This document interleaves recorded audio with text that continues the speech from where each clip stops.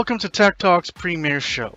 Tech Talk brings you entertaining commentary about the latest and greatest with views, reviews, previews, interviews, and news in technology, including the latest tech updates on significant issues, generally from the prior week, discussions on how smart people in the countries are using technology, high-tech trends, innovative products and services, gadgets, wearables, apps, interesting personalities in technology, and lots of other fun stuff. I'm your host, Michael Armogan. Thanks for joining. You can catch each of our shows live on Twitch and Facebook, and the edited versions on YouTube.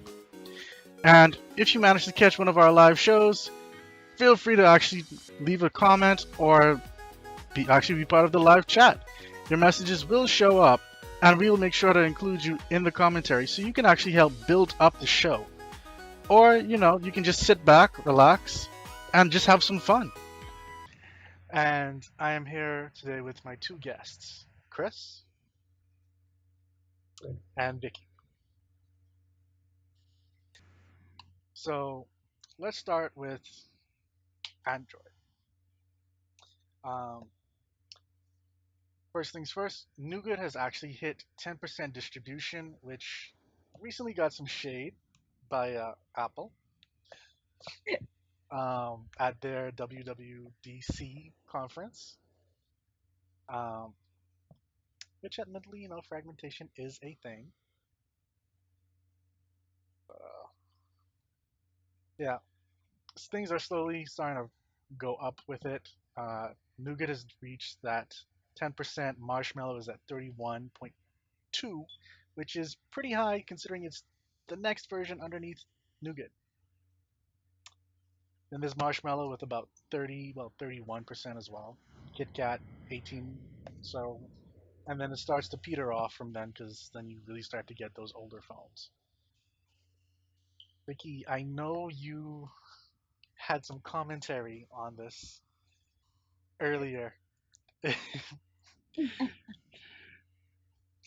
What's your thoughts? I like to start with you. Well, firstly, I'd say I made some spot at Apple when they did the comparison at WWDC 2017, and I thought it was kind of funny that they were throwing shade just like freely on stage. Um, I'd say for persons with newer devices, the fact that Nougat percentage is rather low, it's really kind of disappointing. But I guess some people don't really keep up with tech, so I guess that would be my comment about it. Chris, do you have anything to say? What's your I comment mean, on Android users? it's one of the, it's one of the biggest gripes with Android right now, the fragmentation, because they can't enforce that, for phones to update to Nougat. So we have all these third-party suppliers, and I don't know what you could do. It's just another gripe that we have with Android. The whole KitKat being at 18% is way too high. Like it's ridiculous, yeah, because that's like three iterations back. Because there's Lollipop and after KitKat, and then there's Marshmallow after KitKat. Now we're Nougat, and now we have O coming out, Oreo. So Quote unquote Oreo. quote unquote Oreo. I don't know what else they're gonna pick that name. But so I don't know. It's gonna be interesting to see how they fix that, if they could fix that. But it's just a gripe that we have with Android that I'm actually waiting to see how much percentage Oreo will get. probably exactly how much Nougat has now in like a year. Are we really calling it Oreo? Like we're just going forward calling it Oreo at this point. I don't know what else they're gonna. I don't know what else they're gonna call it. I'm pretty sure they're gonna call it Oreo. Be surprised. People They will be disappointed if they don't call it Oreo. I'd love to see the twist if they don't orange call it. sherbet. Oh no, no, no one's gonna get that. Like that'll kill Android if they do that. um, in all honesty, though, I have a feeling that Google has started to poach, I guess, in a way, some of the Apple engineers when it comes to making the chipsets and stuff like that. They're really looking at making their own kind of iPhone in a sense, locking down the hardware, locking down the software, actually having them talk to one another. Um, which, if something actually comes from Google and they really make it mainstream and they're like marketing it like Apple does, it might actually have a pretty good chance. My thoughts. I mean, I don't know. It still kind of boils down to the fragmentation aspect because even if you market it, a lot of people buy cheap phones, and when they buy cheap phones, those cheap phones are not going to have the latest software on it. So that's the biggest issue there. So it's kind of, and then it's up to those manufacturers and the suppliers in order to update their own hardware to for the new OS. So that's on them too because they don't put stock Android on it. They put their own version of Android on it. So whenever a new Android comes out, a new version comes out, they have to then take that and update it themselves to whatever version that they have, and then they have to push it out to all their phones, which is a lot of work, and like they don't do very well at all. So I don't know. I don't know how to fix that. What are you saying, Vicky? I said, especially if you have like 3 and 4 different models of one phone out there. No, I'm not being shady, but Samsung does it. How many different versions of one phone they have, and the software, like them trying to update the software, is just too much for them to keep up with the amount of phones that they produce. I saw somewhere where they said that Samsung had the developing mindset of throw it at the wall and see what sticks. Pretty much. I mean, they can afford it, so why not? They can.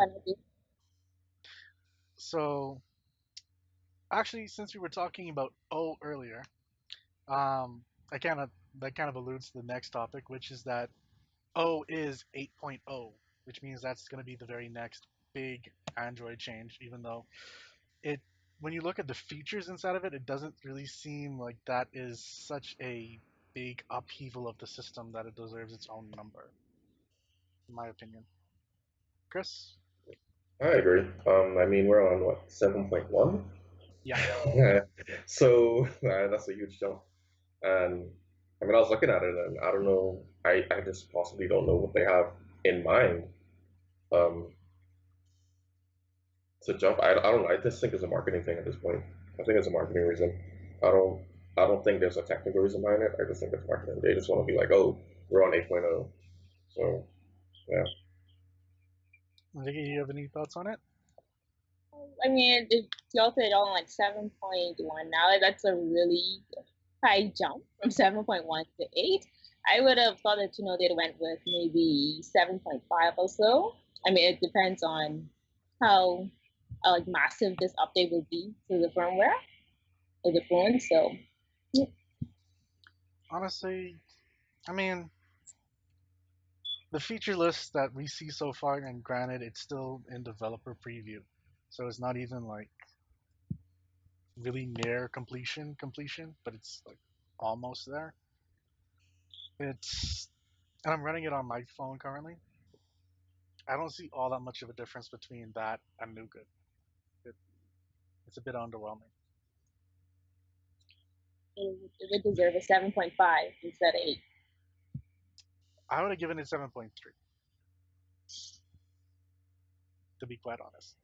But then again, like Chris said, it really could be just a whole marketing thing. Because I mean, even Apple, when they come out with new software versions, they go, um, for example, 10 point, what was it up to? 10.2, I went to 10.3.4. I think so. 10.3.4, and then the one before that was 9.4, I think, before it changed. I could be wrong with that. Yeah, I think so. But they were like really small up. I think the 9.21 was dealing with, like, there was an issue that they had with people being able to, I guess, get into your phone. So they had released an update, and then shortly after they released another update to fix that bug. It wasn't like anything major. Yeah.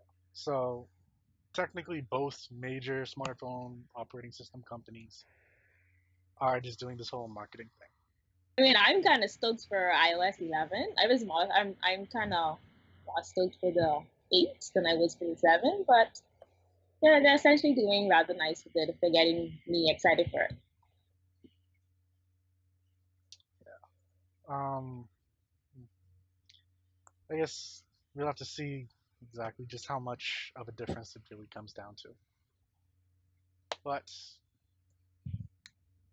before we get on to a continuing topic, I guess I should say, WhatsApp. Um, we've been getting for a number of years here in the Bahamas, these little spam messages saying, "Hey, uh, send this to your friends because WhatsApp is going to soon start to charge you." Um, but there's never really been any true make you pay scam until recently. Have any of you gotten messages like that before? Yeah, very annoying. You never got any messages of that? No, Shit. Wow. So I don't keep those kind of people on my phone. people spam like so Like I much. will, I will, I will legit delete and block your number. It's not shit. Like for real. I like that methodology. Probably lose some friends that way, but I like your methodology.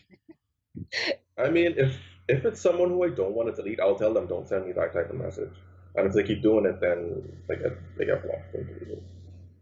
I just put that chat on mute because I don't want to be mean to them. So I mean, I don't want to get subjected to them sending spam. Like that's mean. So if you send me something mean, then I'm gonna say something back. Um, That's just how it goes. um,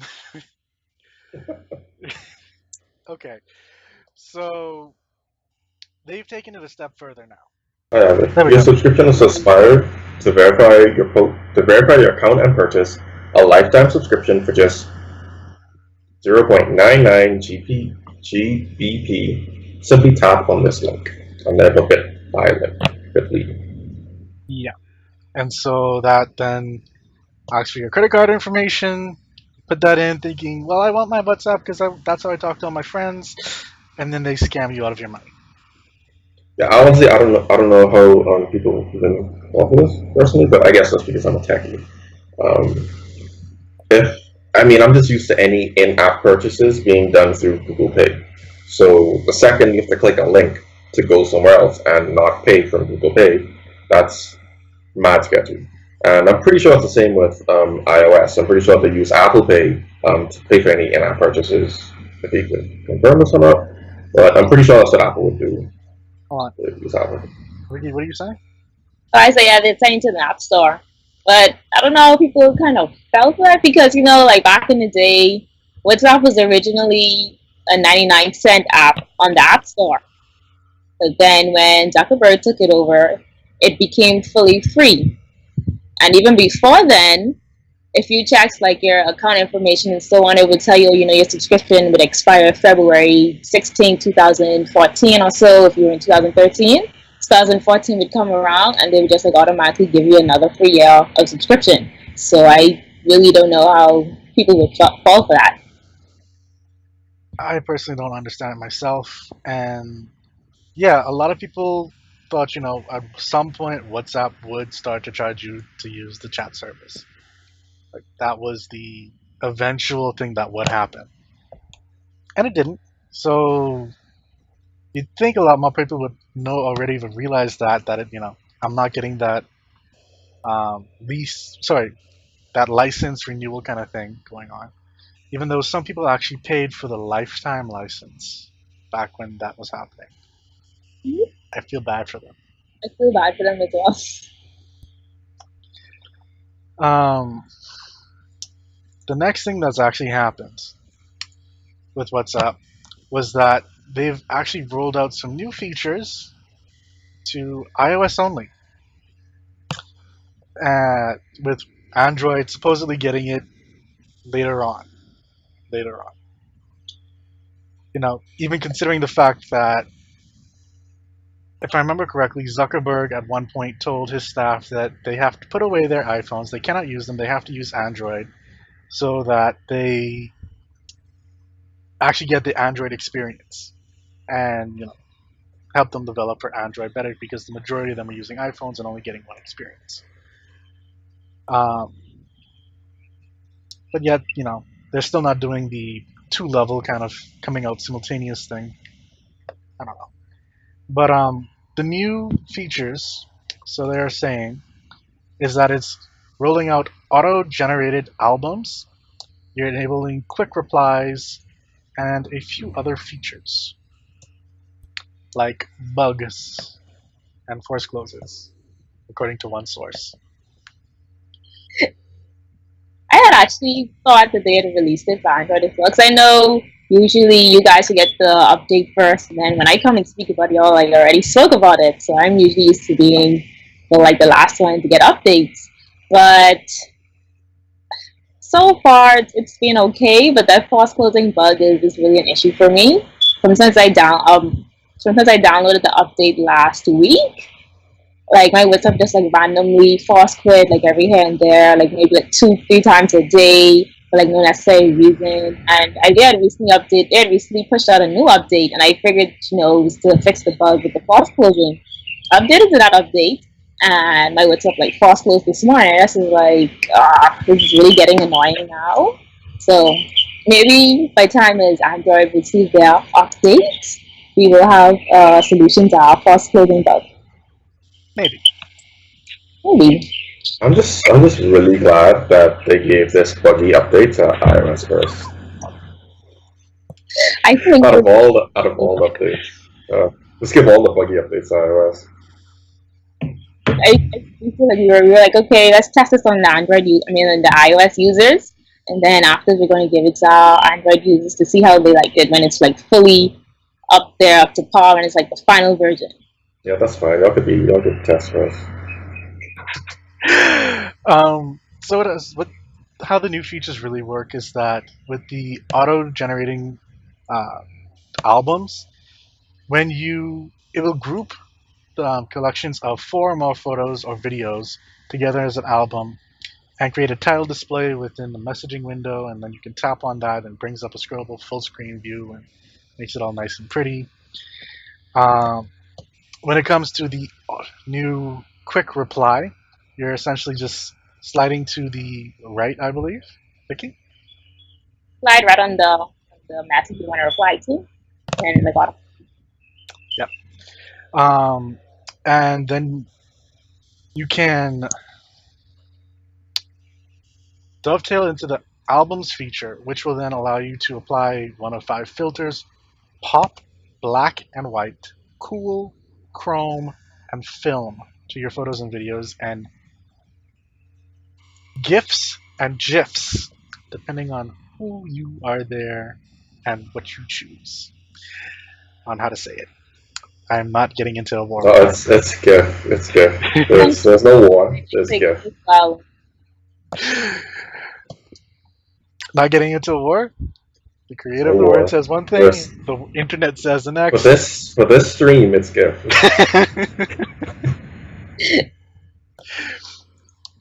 And yeah. So now we're gonna get back into the next part of mobile. Apple.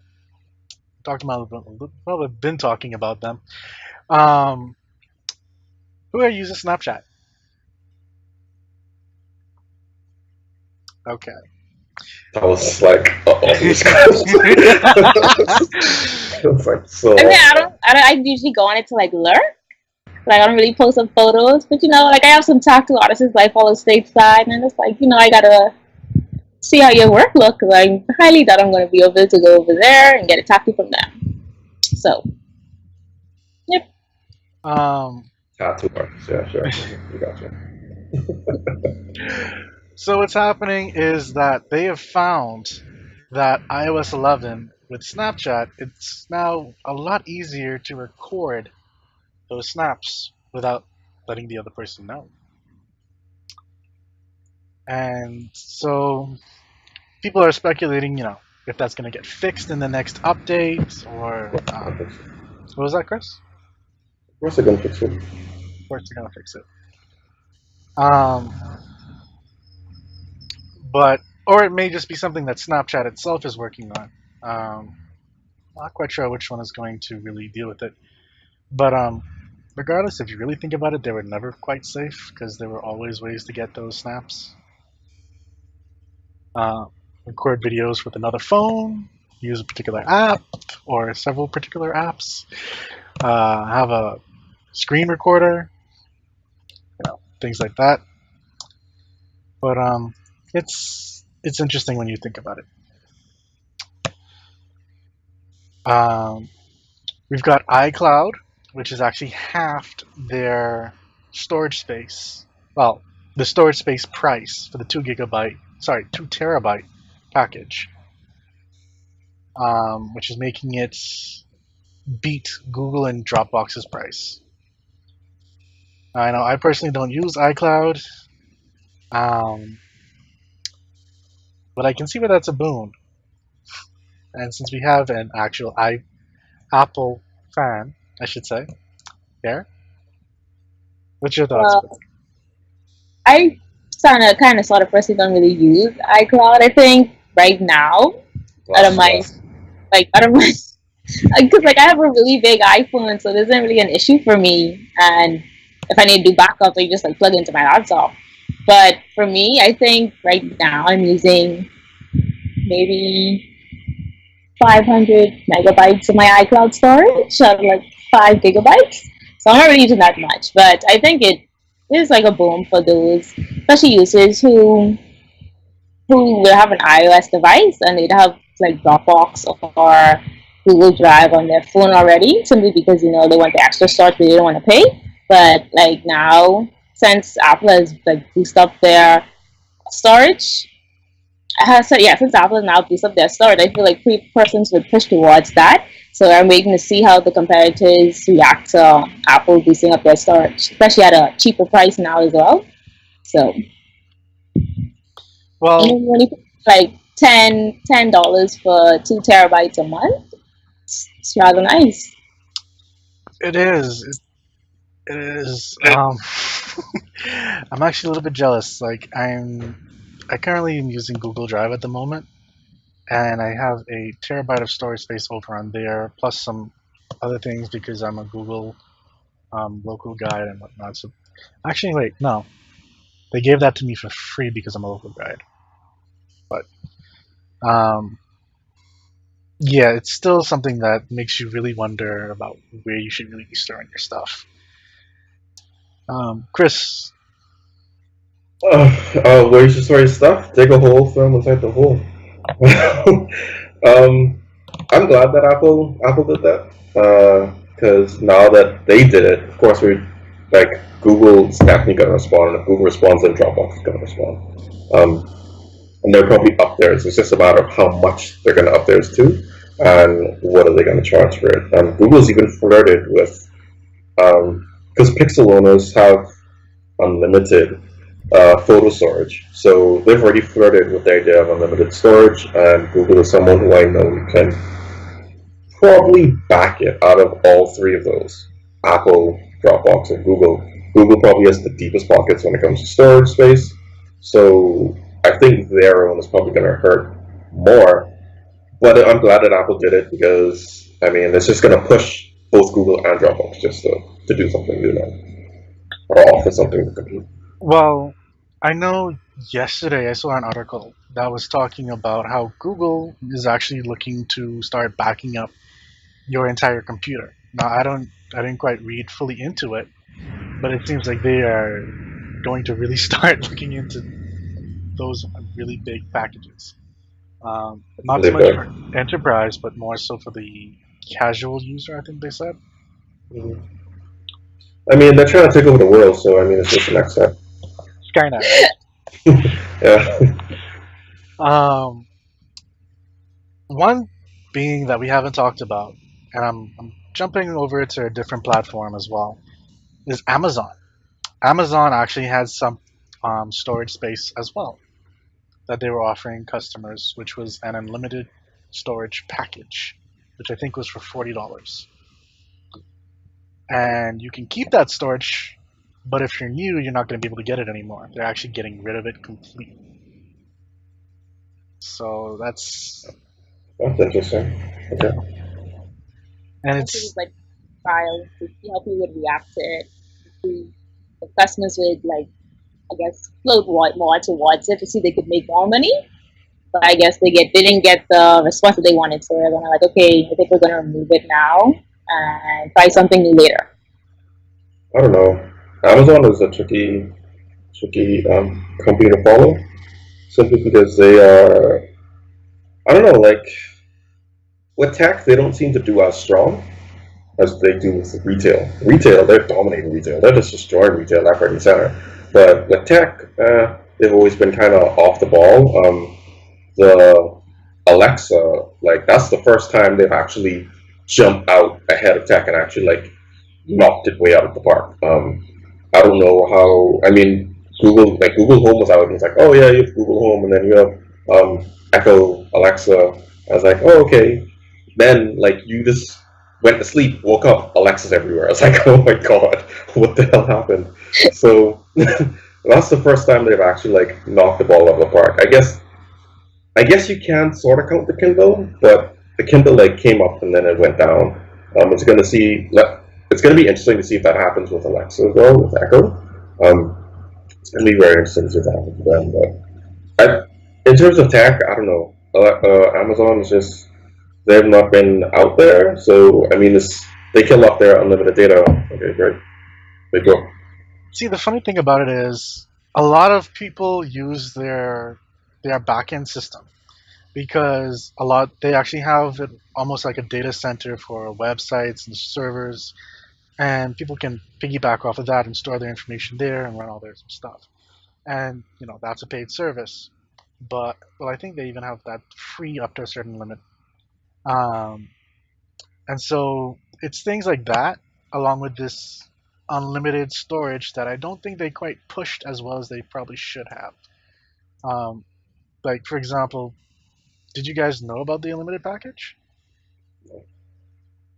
Case in point. Um, do you guys know about the backend and running stuff? Their cloud services, web services, yeah. Yeah. Vicky?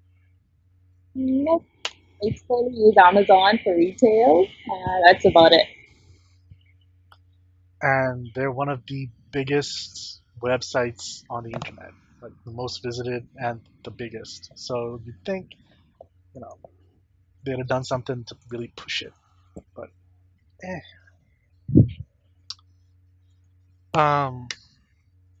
Jumping back to Apple, iOS 4. I feel sorry for this, but where you found out that it's not compatible with sorry, not iOS 4, Apple Watch 4 is not going to be compatible with iOS 10, meaning that all phones from the 5C and 5 and under will not be getting, well, their Apple Watch will not work with it if they go to iOS 4. Vicky, you have you have an Apple Watch. So a lot of people have been calling it iWatch. I almost said the same thing.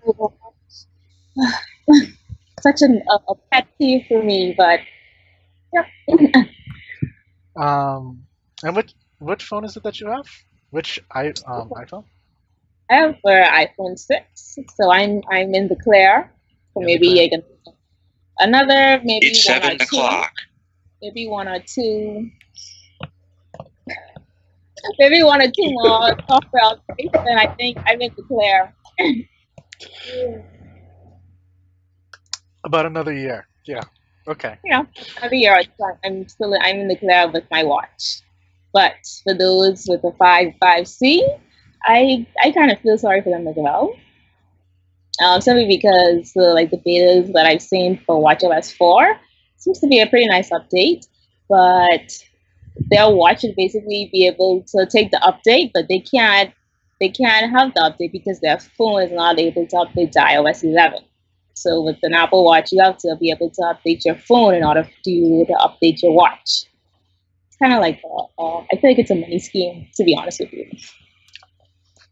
This is a money scheme. I'm surprised that they weren't like, oh, you have to have an iPhone 7 in order to get it, because that would be hilarious. So they would rip out. They would mean that you guys aren't having any headphone jack. I mean, I'm kind of okay with that. I haven't seen much people complain about the headphone jack issue in a while. So I Because think not many people have the 7. I think they've gotten used to it. And it's just like, okay, it's whatever now. They already removed it. It's not coming back. So I don't think so. you just suck it up or go buy an Android.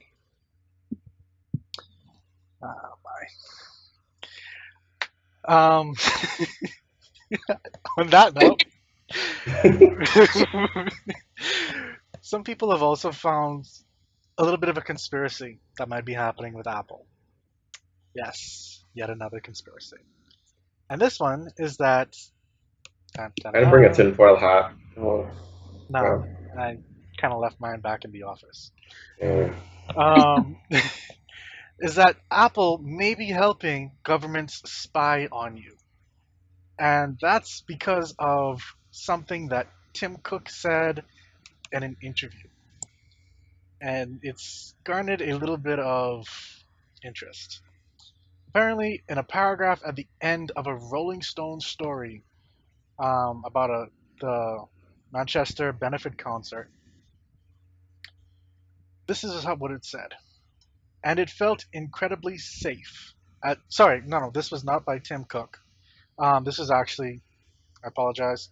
This was by a person who was there at the concert who was, well, let me just read out and you'll find out.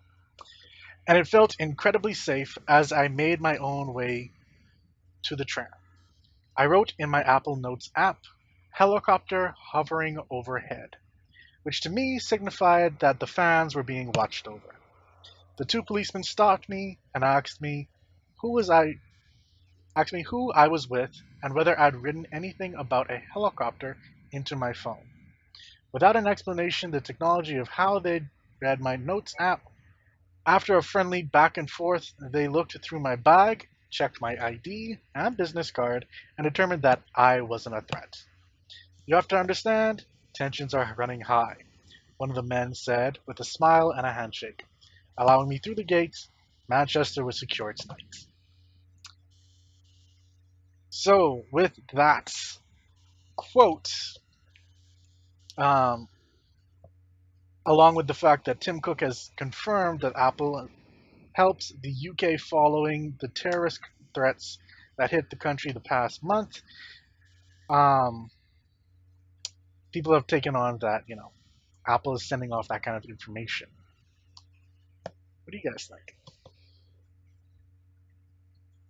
I don't know if they're sending it off so much as they may have, if may given them some type of device in order to like check.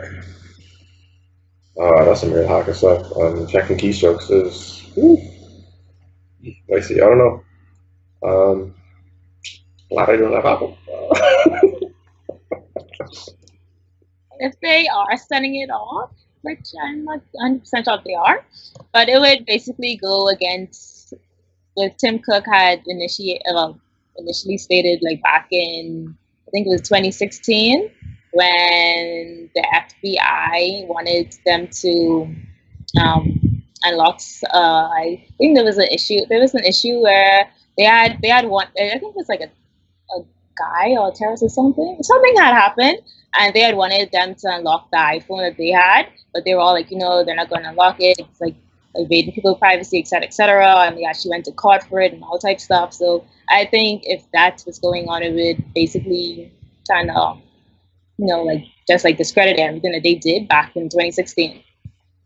I mean, it might be something very. It might not be that nefarious. It might just simply be that they can set up a perimeter because they can use GPS, and they can use GPS, set up a perimeter, and say, well, anyone in this area who types or texts anything about a helicopter, like alert us of where they are. And then, so he typed helicopter, and then that triggered the response, and so they went there, saw him, talked to him, and just assessed the situation. So they probably have just like keywords, and they probably have it bound by GPS area, or maybe not. But I'm pretty sure in that case that because he typed helicopter and it was in that area, that's probably what triggered it. If they have anything, that might be how it works. That's what I'm thinking as well with the whole keyword situation. I'm not sure about the GPS situation because GPS, while it's been good, it can also be it's not pinpoint all the time. And for them to, it's slightly unnerving that they were able to walk up to him and ask him, unless he was like by there himself or something like that. Yeah, that's why I think GPS is involved. Yeah, so it regardless, it's something that really make you think. I would say. We also have to take into fact, this is not someone official. This is just we're going off the fact that Tim Cook said, we're helping them out, and then there's this guy saying this is what happened to him, allegedly. Well, I mean, I don't think it'll be in official news anyway. Some like that wouldn't make it official news. So if it is true, they'll squash it. I mean, between Apple and the government, they'll squash it. Yeah. But that's again tinfoil hat. It's not on. So Speaking of conspiracies and whatnot, Apple has also had its own little internal secret device that actually helps with repairing, well, screens. If you had a broken screen, cracked screen, whatever it is, they actually had this device that place the iPhone in. They would take off the screen, install a new one, and you just give it back to the customer. And these typically would have only been in Apple stores. For about a year or two now, companies like iFixit and there's a coalition of third-party phone repair companies that have been vying for Apple and other companies like that to help them with their repairs, especially when they make it really hard to fix. Or to, make the phones easier to fix instead of soldering everything on together and making it really hard to fix them. yeah. But it seems Apple is now extending those secret screen repair machines to some third parties, not all, some, select few. So I don't know. Like me personally, I think it's good that they're starting to reach out to third parties and repair places. I'm just kind of curious as to what else they will start to help them with, repairing your phones.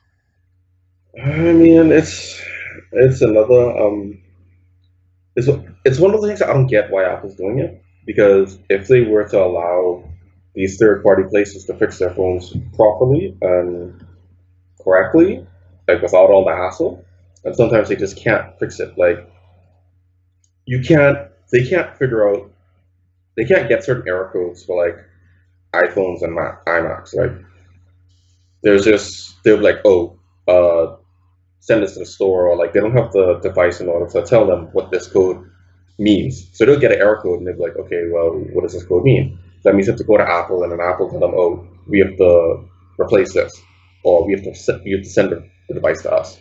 And sometimes it's very simple. Sometimes it's something that they can do, but because they don't know what that code is, like that code may say like, oh, well, the webcam isn't connecting properly. Like, there's no response on the webcam, but they're like, oh, you have to change the whole logic board. Like that's ridiculous, So I hope that this is them starting to get along towards that, to letting like these third party people help. I don't feel like they are. I just think that it's I think that they've accepted the fact that their screens are complete crap, and that a lot of people have, like, every time we see iPhone, it's like 50% chance that person has a cracked screen, versus Android is like maybe a 20% chance that a person has a cracked screen. Oh, wow. So Vicky looks like she's been ready to blow. I mean, I don't know. Like, it's just the truth. I mean, like, from people I've seen, like, from people saying that iPhone users just have cracked screen. That's just, I can expect, like, okay, is your screen cracked enough? Vicky? Well, Chris, my iPhone does not have a cracked screen. There's a simple solution for their crappy screens, and it's buying a tempered glass screen protector. I don't know why people don't invest in them. They're like literally $16 max. So I feel that's like the best solution for persons who don't want to get their iPhone screen cracked. Um, but by finally, letting third party use the secret, but I put quote unquote because people know about it, but it's secret. Their secret machine. Um, I think it's a start for them to finally reach out to persons and like not having to give people hassle to get simple things fixed within iPhones. Like for me, I had an experience where I basically just wanted my camera to be shifted properly back aligned.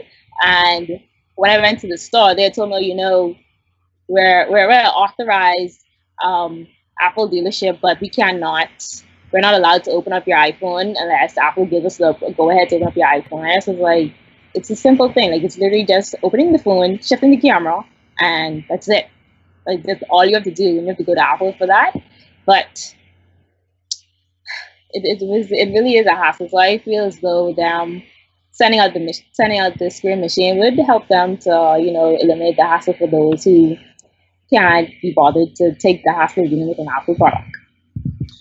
And that makes me wonder if these third-party places are actually just those Apple authorized service providers, which are the people who are supposed to fix your phone, that kind of thing, instead of actual other third parties.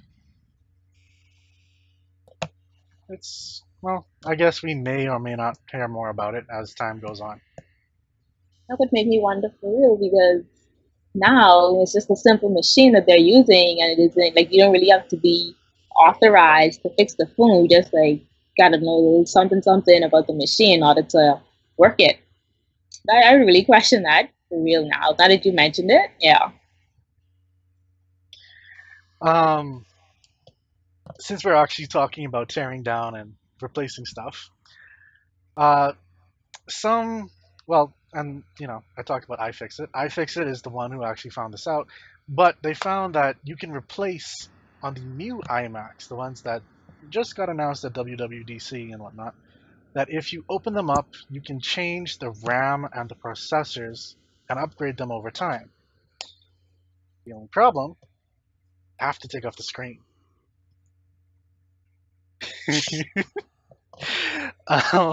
And not everyone wants to do that.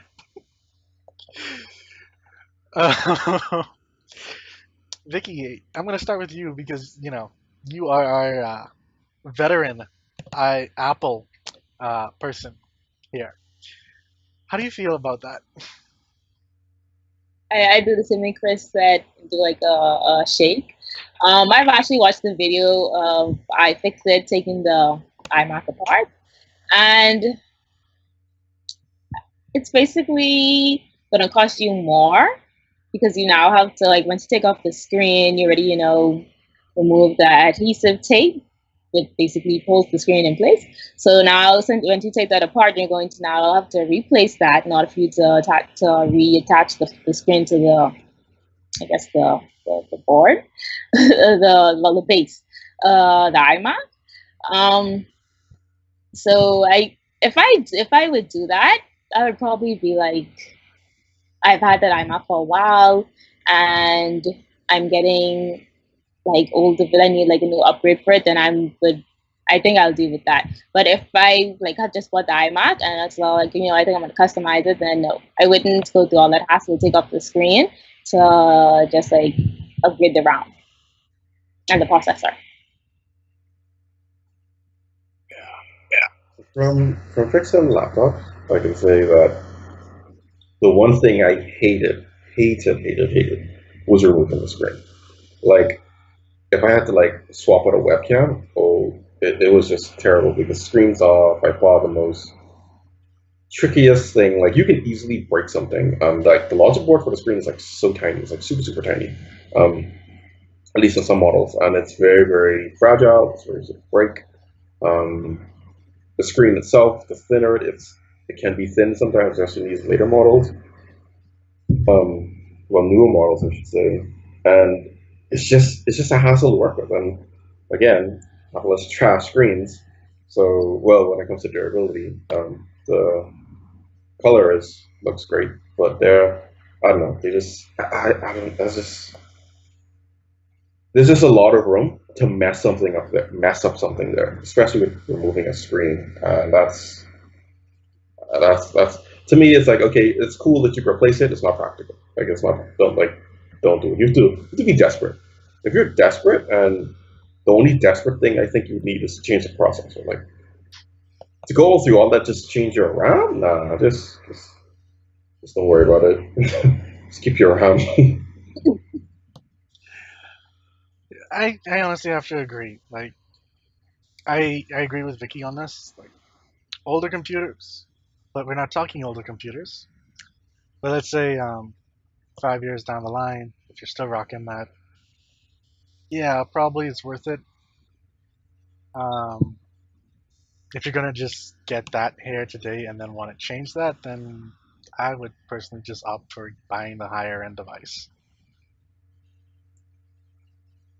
So I feel it would be more cost efficient to just upgrade, like spend that extra couple bucks to buy the higher device than for you to purchase the lower one and then decide that I want to customize it. You're gonna spend more money trying to customize it than to just purchase the higher end one. Yep. Um, we were talking about iOS 11 a little bit earlier, and they displayed something for iPads that was interesting. The whole drag and drop feature, which admittedly, you know, it's a powerful way of doing things and hasn't quite been implemented the same way on almost any other platform, unless you're doing the copy paste element of it on like Windows or Mac or something like that. But for mobile, yeah, no. And they really touted that as a iPad only centric feature. They found out that if you edit something that technically no one should be able to edit, meaning you have to jailbreak your iPhone to do this, you can enable it on your iPhone, and it works just fine. Now, me personally, I don't quite understand why Apple would turn off one of its own features unless it's intending to just promote iPads with it, or if they believe the current phone models can't handle it properly, or if that's going to be a key selling point for the iPhone 8. I'm not sure. Um, It's probably going to be a key selling point for the 8. It's it's one of those things. I mean, companies do this all the time. What they'll do is they'll make one software and they'll put it on multiple devices, and all they'll do is just limit certain features on depending on certain devices. Like, say for instance, you will get like different like MP3 players, and then you have a whole line of them. But then they have this player version one, player version two, player version three, and all of them have different features.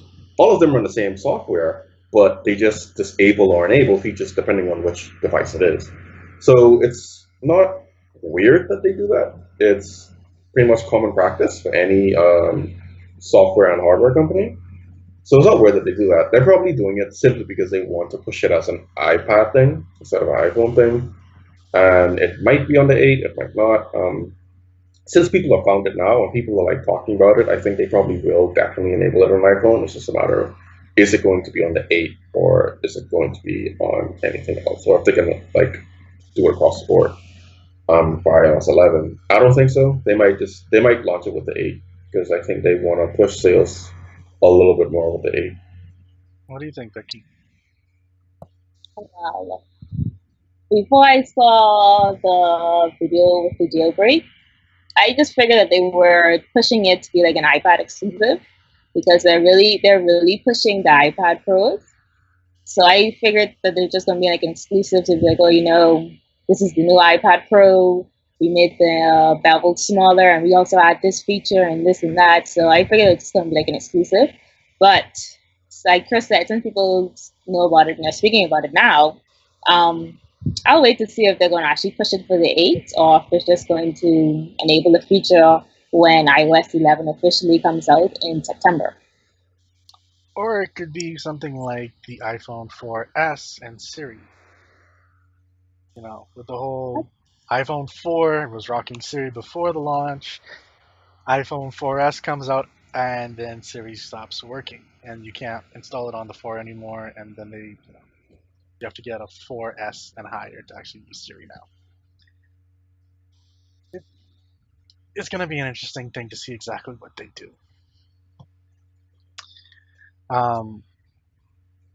Speaking of iPhone 8 though, and what they're going to be doing, that leads to the very next part.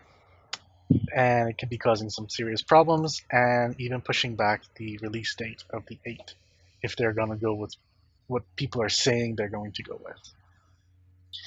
And that is the new rumored features include an OLED display, which is edge to edge, so similar to the Samsung S8.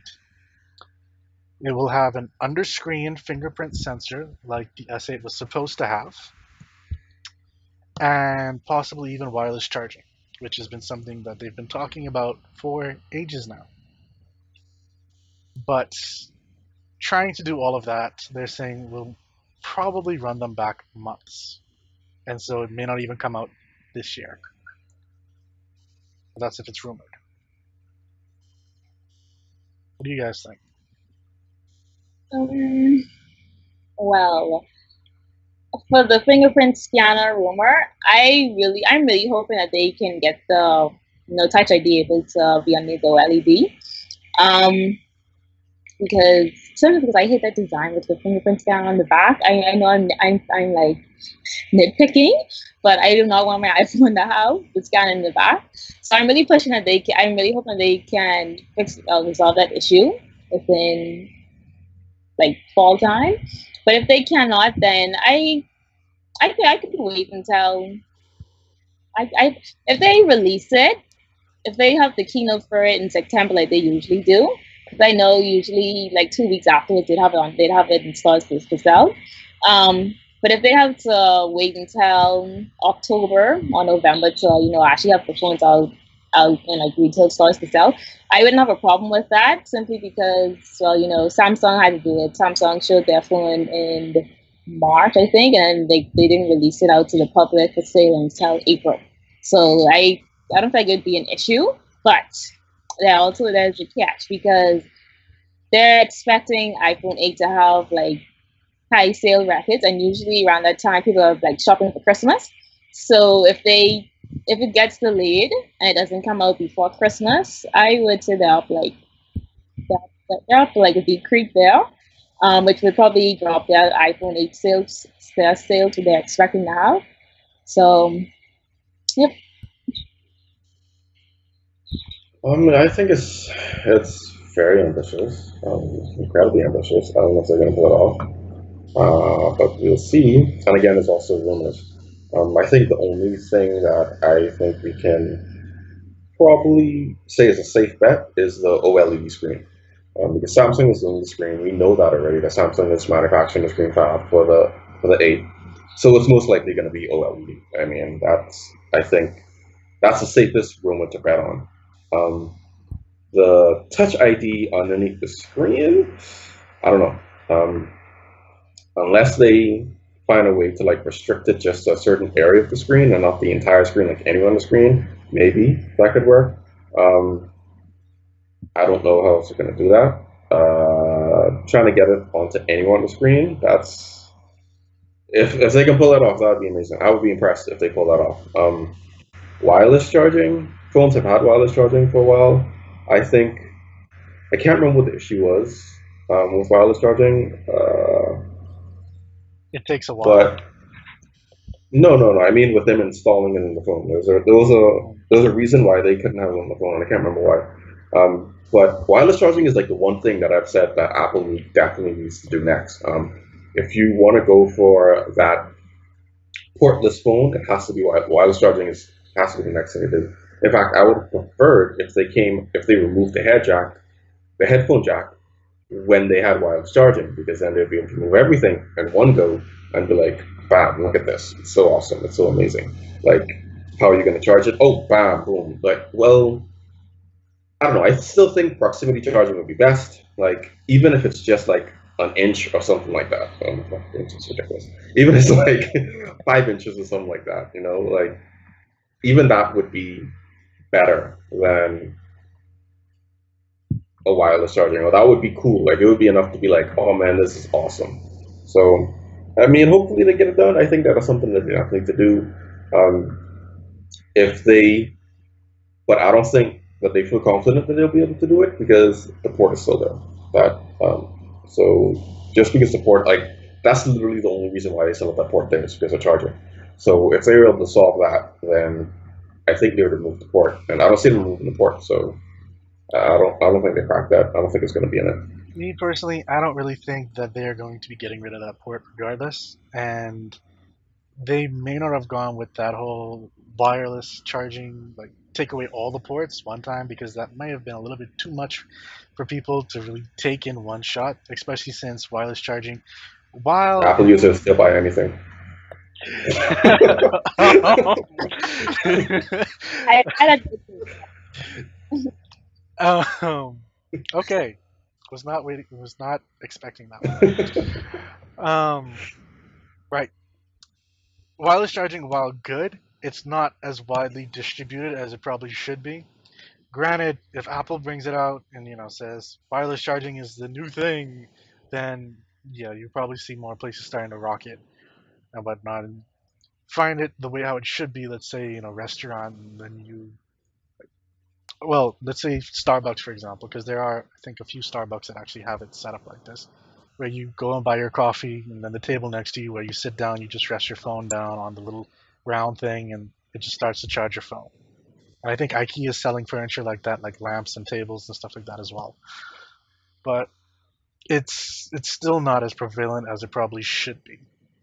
I know Y Tri City and a few other coalitions are trying to have that same proximity thing that you were talking about. Like that's the same companies that are trying to wirelessly charge cars. Um, and like have a little mat underneath the car and it charges them like that. So you never know. They may bring it out, or they may tie up with Disney and their whole coil around in the center of the room idea. I don't think they're going to touch Disney, but I mean, I would love for Apple to do it because if Apple does it, then everyone's gonna be like, oh, there's this new thing, we got to do this, we got to do this. So that's why I would love for Apple to do it because then people would start taking it seriously, and we would get more devices that like those tabletop chargers. We get way more of those simply because people want to capture that those iPhone users, like well, Apple users, they want to catch them and be like, hey, buy this. So they're going to capitalize on the market, and they're going to like start making those things like en masse. So that's kind of why I want Apple to do it. Yeah, I mean, I guess we'll see whether they do it or not. Yeah. The next thing that I know is yes, OLED. I fully expect that to actually come out, like you said, but I also expect that side to side thing. Like I have a feeling they're gonna want that, um, the similar to displays as Samsung, like some of the leaks and Yeah, renders that we've seen, um, where it's like really large at the top and then curved or whatever. I have a feeling it might be similar to I don't like that design, but okay. that. Vicky, you have something to say about that, yeah, or I think well, Chris had the issue with the camera and the mic placement with the render designs that I've been seeing. Um, I personally like the design with the edge-to-edge display LED, OLED. I would enjoy an iPhone. Wireless charging, like I said previously, I'm not too hyped up for it. I mean, I would love for them to do it, but I have the option to, like plug in my phone using the cord, or I could just rest it on a circular pad type thing, not the charging. So it gives me the best of both worlds, and I have options for it. Um, but I'm not too excited for it. I would enjoy the proximity charging more than for them to have like the wireless pad and the rest of my phone on. Like just like if it could be something similar about like the Apple TV sides, or you just like have it plugged into your home and you can sit down, just have it on the table, and you come home, just like rest your phone there, and like um within a certain range, your phone will like just wirelessly charge like that, the proximity charger. That would be nice. Chris, why don't you like the rendered design minus No, the I don't like the edge design. I don't like that. I don't like it on the Samsung. I don't like it on the iPhone. I don't like the curve because on my phone, like I have a Google Pixel and it still has bezels. And even when I'm picking up my phone, I still sometimes hit the edge. So, and this doesn't wrap around like the Samsung. So I just envision myself hitting that edge all the time, like every time I pick up my phone. So that's why I don't like it. That's a personal preference. That's not like this phone sucks. It's just I know how I go with my phones and I know I pick up and I know my experience with my Pixel. And my Pixel with bezels, I still hit the edge like very often. So that's just why I don't like the edge edge. So one thing, I'm switching topics here. Um, much like how Samsung is having problems with, well, with the S8 and that fingerprint scanner and it having to be on the back, Vicky, I do really have a feeling that that fingerprint scanner is going to be on the back as well. Like, because even the Note 8, they're saying that is more than likely going to be on the back, and that's coming out like later on this year as well. So Yeah, Apple has to like make some brand new discovery between now and when they release it in order to get that Touch ID working on the screen. Because I don't see that happening. I'm hoping that they do. If not, then I'll have to suck it up and have my fingerprint scanner on the back. And Once I it hope is they put it on the back just for that. at each place like the S8, I think I'll be good. more than like, well, hopefully it's more centered. I would hope, because They might use the logo, I, the Apple yeah, logo. yeah, I've seen rumors with people saying, they might have the Apple logo as the Touch ID, or there might be rumors, or there were like rumors where they'd have it like a little small circle underneath the Apple logo for a Touch ID. But I would, I think for it to have a nice look and be effective, I would prefer for them to, if they have to put it in the back, I would like them to just have an Apple logo. yeah. I personally hope that it's in the like on the icon. Um, going back to Samsung though, something that's been bugging me, and apparently it's been bugging a few other people. Um, guess what Samsung's starting to do? They're starting to push ads to their customers about different games and other things like that via the in-game built-in services. So like the game optimizer, optimized launcher, the game launcher, and stuff like that. Um, it's the way how you turn it off is kind of like nested away in a like really hard to find area inside the game launcher, and it's pushing the ads via the optimized launcher, if I remember correctly. So it kind of confuses you because you try to turn it off and then there's no real setting for it unless you turn off all notifications from that app, and then that becomes another issue within itself. Um, personally, I don't. I think that's a big no-no for phone companies to be pushing ads using built-in stuff. But I don't know. Is that just me? No, I feel the same. Like I'm annoyed with apps that have to push ads with within the app. So if I have a phone, I'm like pushing ads on my phone. It would personally be like a no for me as well. Yeah, it's huge no. I mean, I like on one hand, I want to be like, oh well, that's Samsung. You don't get Samsung. Like this is what you get for getting a Samsung because they've been notorious for doing shady stuff like that. But on the other hand, if Samsung starts doing it, other people are going to start doing it. And luckily, I think that's why I like sticking with stock Android and Google's phones, simply because I have that pure experience. I don't have to worry about that third party getting in the way and mucking stuff up. So, I mean, I get why they're doing it. They want to make money, and I'm pretty sure that something like that is something that makes them a lot of money. Like they're probably going to get like a lot of ad clicks just alone from doing that. But it's something that it's like, come on, Samsung, don't do this. Don't make this a thing. Like, please don't make this a thing. Like, it's annoying enough when it's an apps already. We don't need this in something that's grounded, like as essential in your system.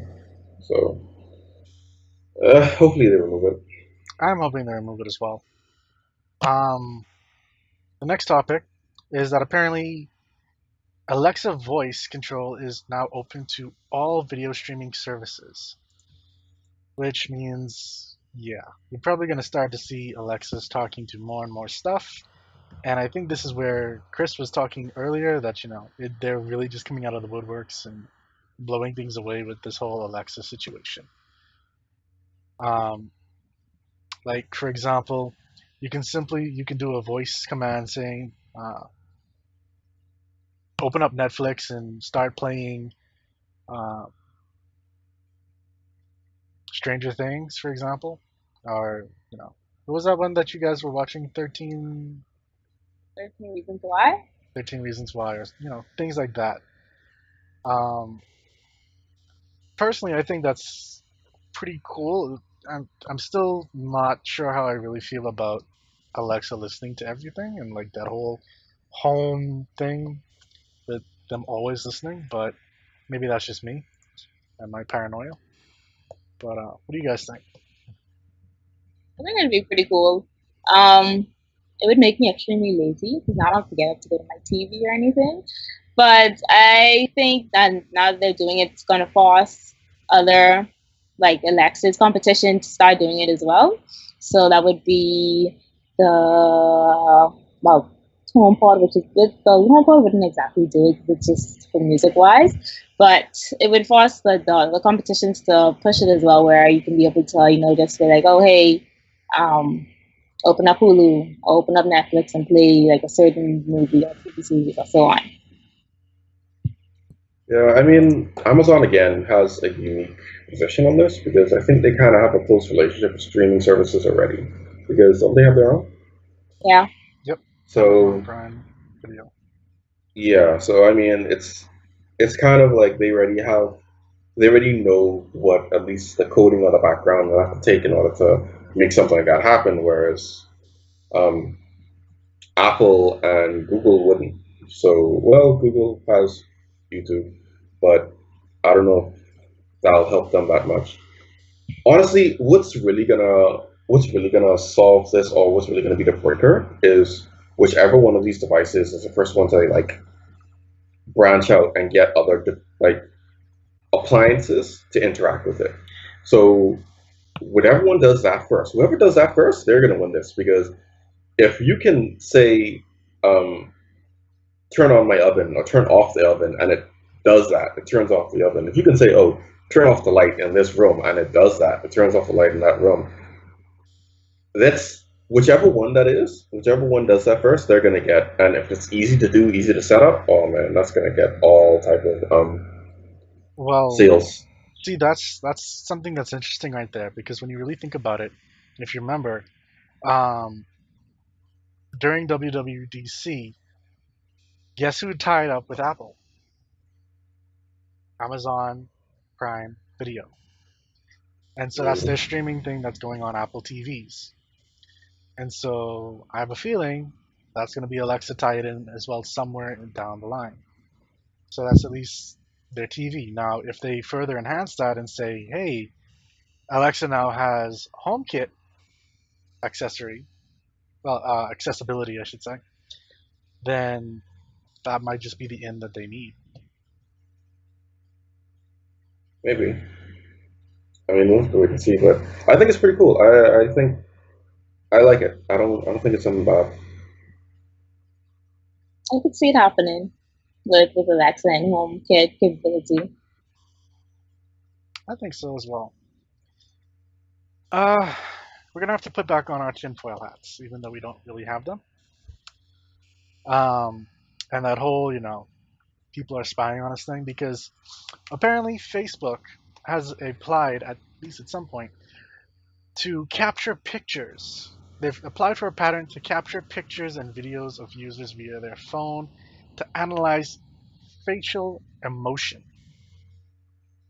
Meaning, if you're looking at a post and that post makes you smile or makes you uh, frown or like start crying, I guess, then they're going to either start showing you more of those posts, or like those other developers who intentionally gave you posts that made you want to cry and start to feel depressed.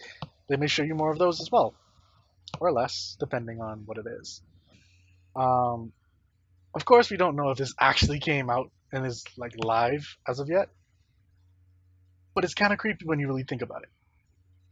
Agreed. I feel like the reaction options they have now, like I feel they're okay for me. Like I don't need you to scan my face to see if I'm crying or if I'm smiling at a post where you show me more of those posts. Like just let me scroll down my newsfeed and enjoy what people are sharing on my newsfeed.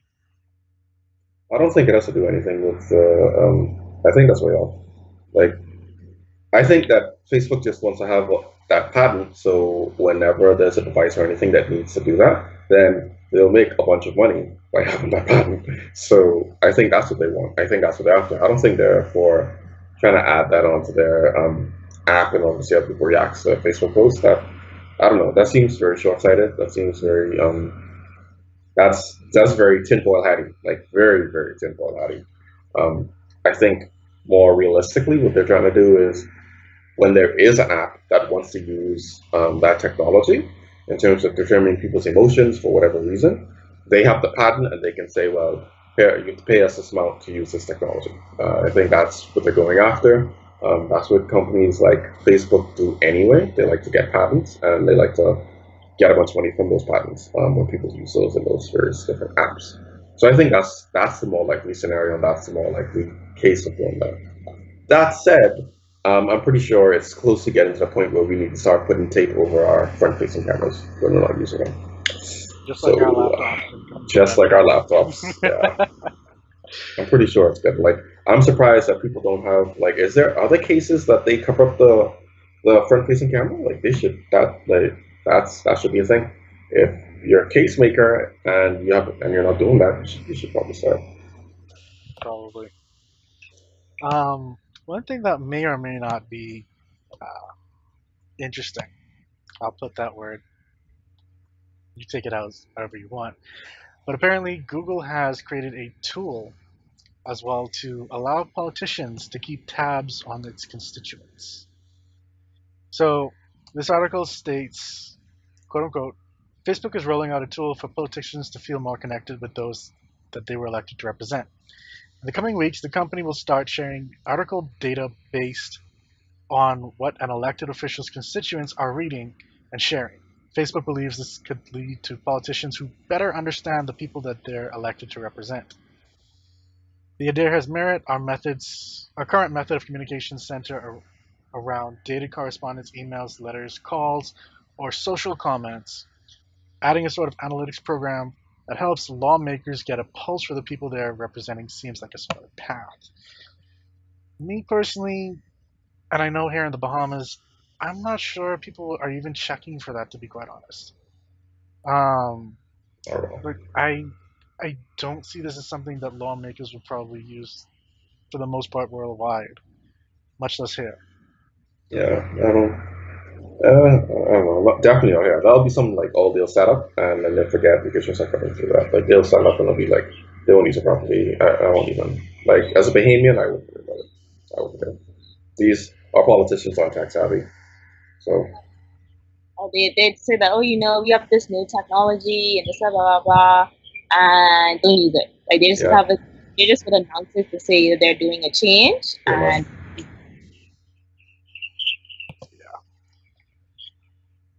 Um, Now we're going to move into some more a little abstract ones. Apparently, game hacks and the making of them has become illegal in South Korea, which should help those, especially since South Korea is one of those bigger gaming countries. It'd be interesting if that actually happened in somewhere like China, but I highly doubt that will probably ever happen. Um, Have you guys ever had experiences with stuff like that?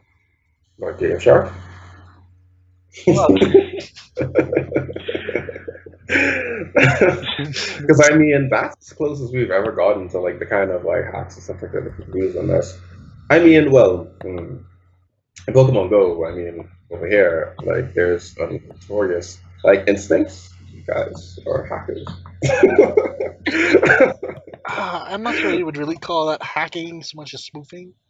Well, I mean, it's all in the same field as cheating, so all of it is in the same realm. Um, like you would consider a game hack something that allows you to cheat. So yeah, I Yeah. mean, I think that's the biggest thing that the closest thing that we really have. But I mean, again, Korea is like something. South Korea is somewhere that they're super competitive. They have all the game tournaments. I mean, internet cafes are like a huge thing inside South Korea. I mean, I guess it's awesome for them. Great for them. Like, yeah, good job, guys. Speaking of Pokemon Go, we recently had the Solstice event start up, which is the first ever official live event of Pokemon Go. Um, so essentially, what that does is it started off on June 13th at 1 p.m. Pacific time. Just minus 3 hours from that, and then it will allow you to catch more fire and ice type Pokemon during the campaign. Um, and it will increase experience points for throwing Pokeballs as well as discounts on the Lucky Egg item. Um, and the event ends on June 20th at the exact same time. Now, I never quite got into Pokemon Go, like all that seriously, and luckily we do have some people that play in this call. What do you guys think of this event? Like, I know you guys kind of stopped. Does it make you want to start back up or get back into it? When I first heard about it, it made me sort of wanted to re-download the app. But my thing is that how they're playing it, their first live event, and I really want to know like what's the difference between this first live event compared to the event with the grass type and the event with the water type, where it was basically sort of the same thing, and the same thing with the ghost type Pokemon. So like, what's like the difference between these events and this first ever live event that you're having now?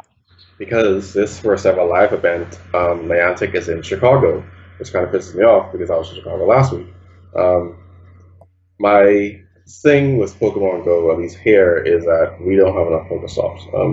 If we had more Pokestops, if we had more gyms, if we just have more of those things, more of those points here, then it would be a lot more fun to play. I played in the States. It's way more fun to play in the States than it is here. Simply because there's Pokestops everywhere.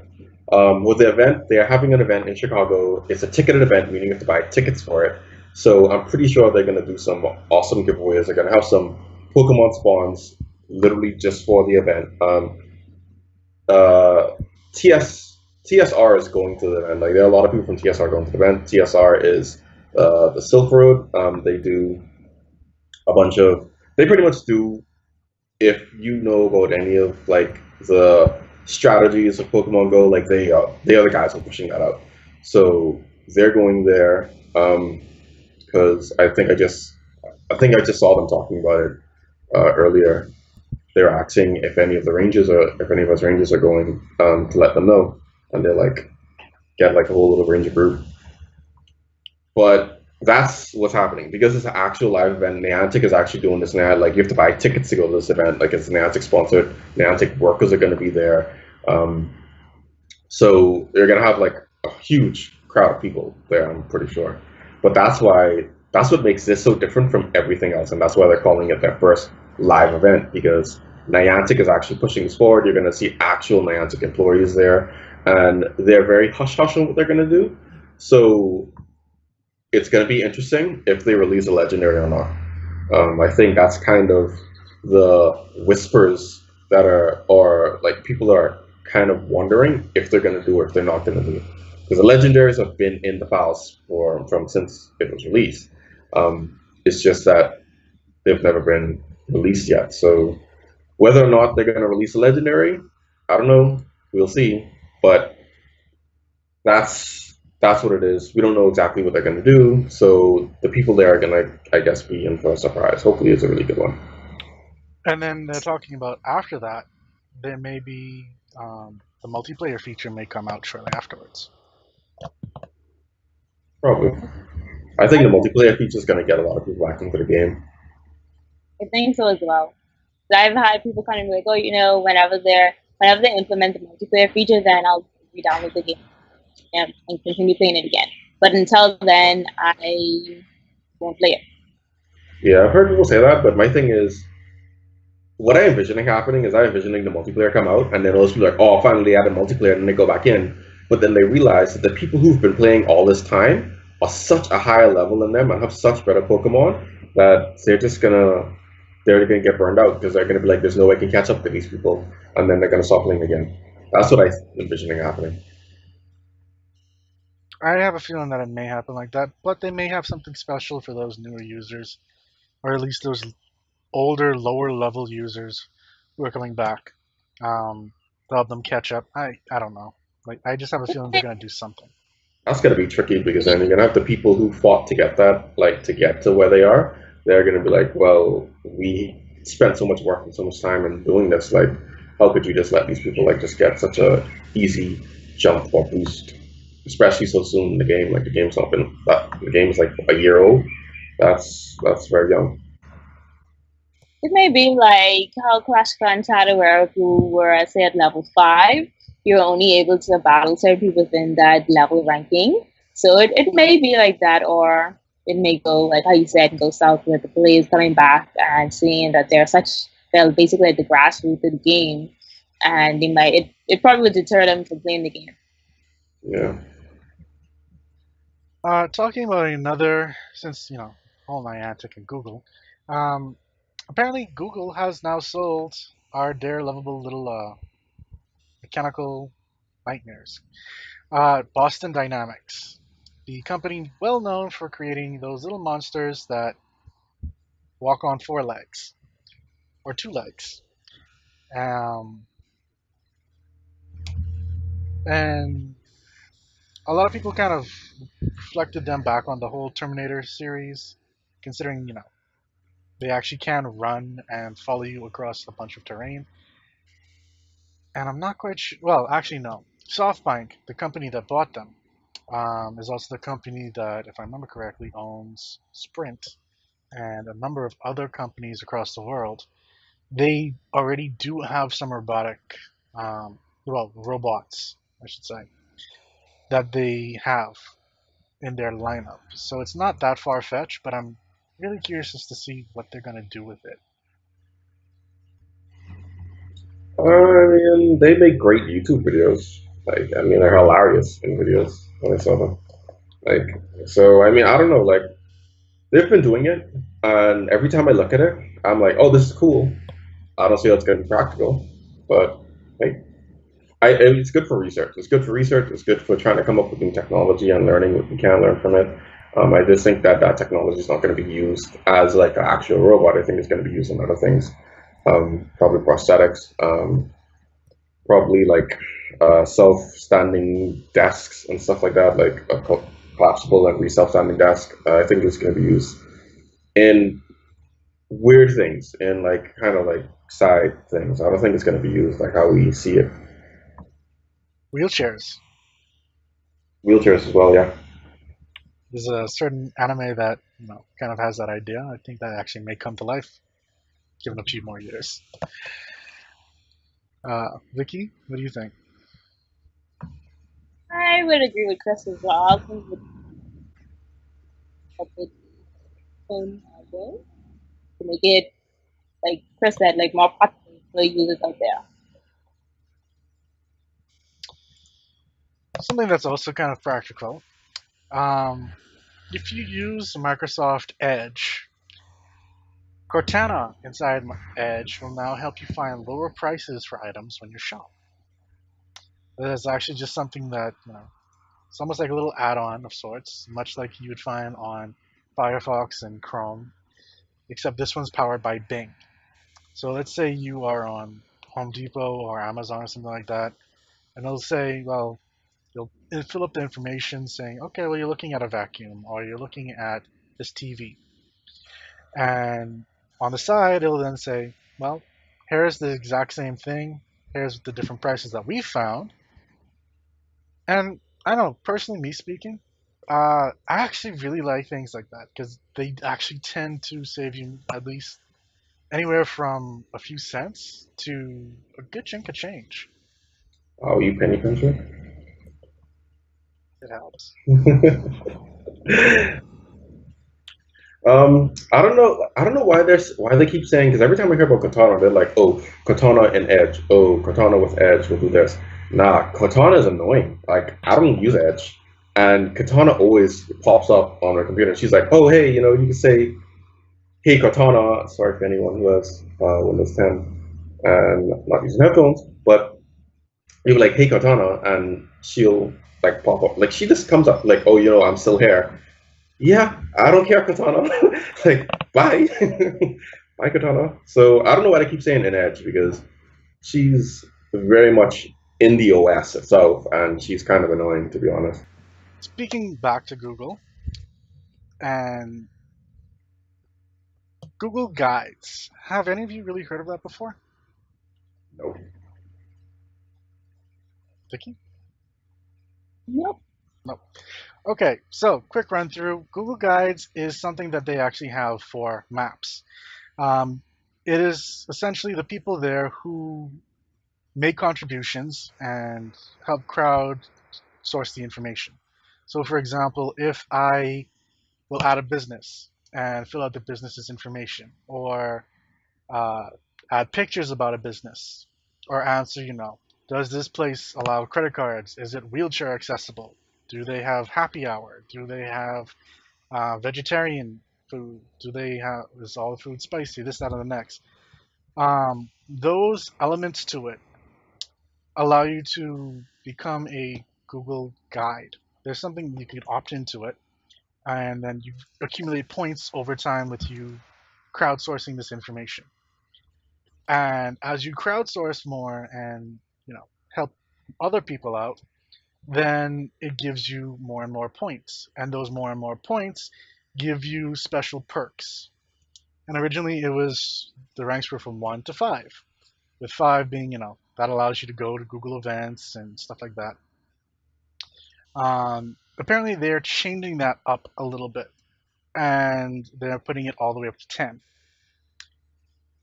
So apparently, players level 2 and up, yeah, they're calling us players, will continue to earn occasional perks from Google, like early access to new features. But those level 4 and above will receive free 3-month Google Play Music subscription and a 75% off Play movie rentals. This is also one of the perks for me when I reached level 4 was getting, I think it was the 2 terabytes of online Google Drive storage space free. So that was a main driving point for me. But like I said, they're boosting it up from 5 to 10, and they're adding more like unique badges and some gameplay improvements that are slated to roll out to people over the next few days.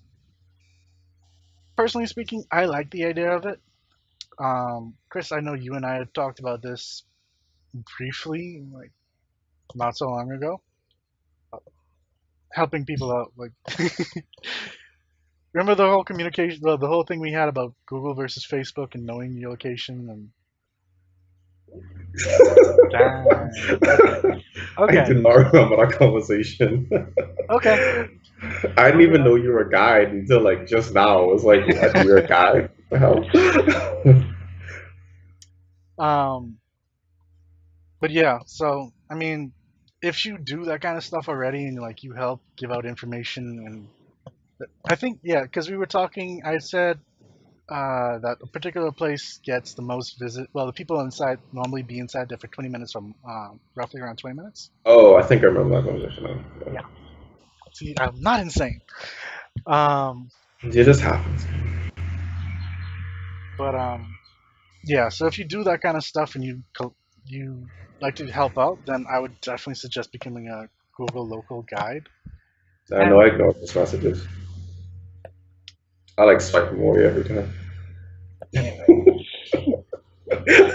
Anyway, I do it when I'm in the States, but not when I'm here.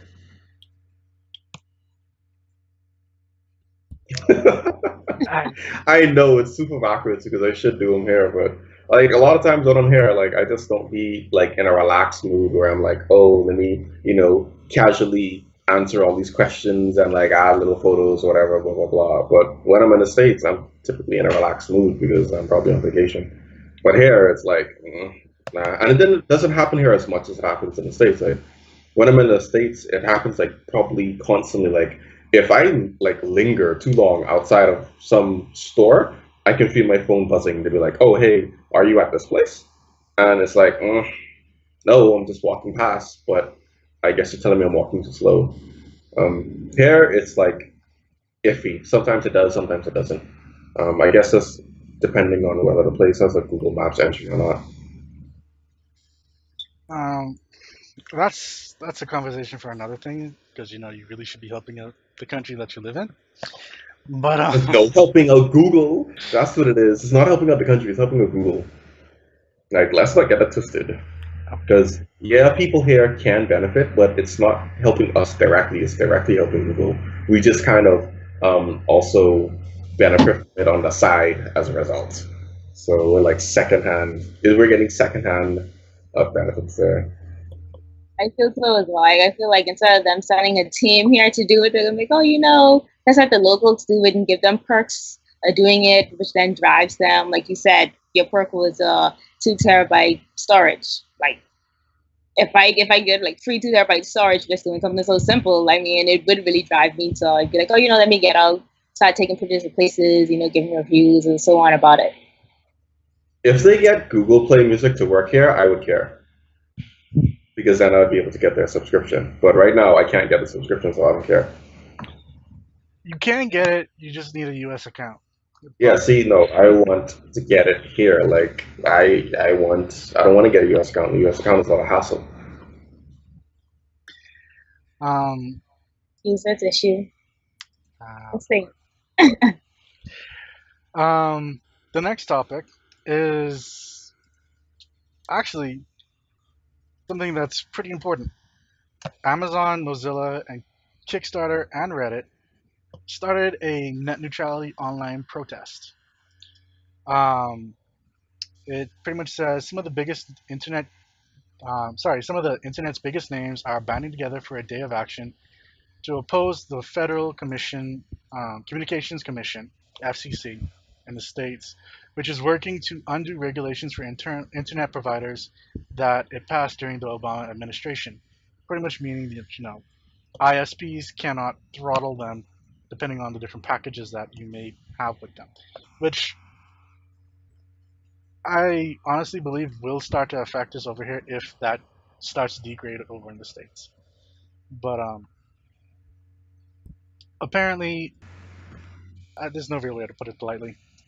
Companies like Pornhub, OkCupid, Imager, DuckDuckGo, Namecheap, BitTorrent, and some other websites, some other big name websites, have also joined them. Um, I I am curious to see how that really affects us down here because I know we don't really fight for it, even though I have noticed some things happening that kind of go against the whole net neutrality thing down here. What do you guys think? And this, to the fact that there are some big names behind it, they're probably going to get a lot of traction. Simply because big companies are actually fighting it. And we've been fighting things like these for years, and we're going to keep on fighting them. And it's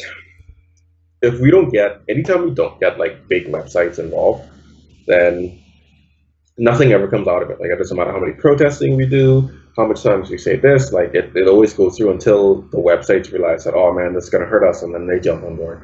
And once that happens, then it tends to shut things down. So what's gonna happen is this is gonna get shut down, and then it's gonna pop up again, some diluted version 2, and then if these companies are fine with that, then it's probably gonna get passed. Now, which it seems to always pop up like, one way or another, and it just will not die. Which Yeah, like every other year it happens. sometimes more than just every other year, almost every other month.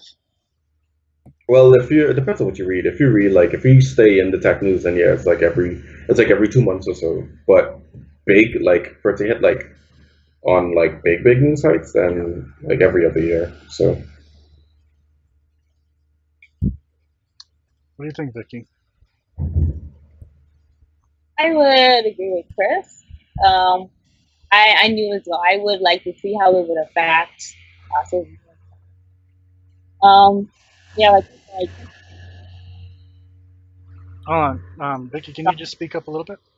oh, I said that I would agree with Chris, and basically I would agree with you as well. I want to see how far we go and how it would like affect us over here in the Bahamas. And like Chris said, with the biggest big names backing it, so I feel as though they're going to go strong with the protesting against it and so on. Well, we're at the end of our show.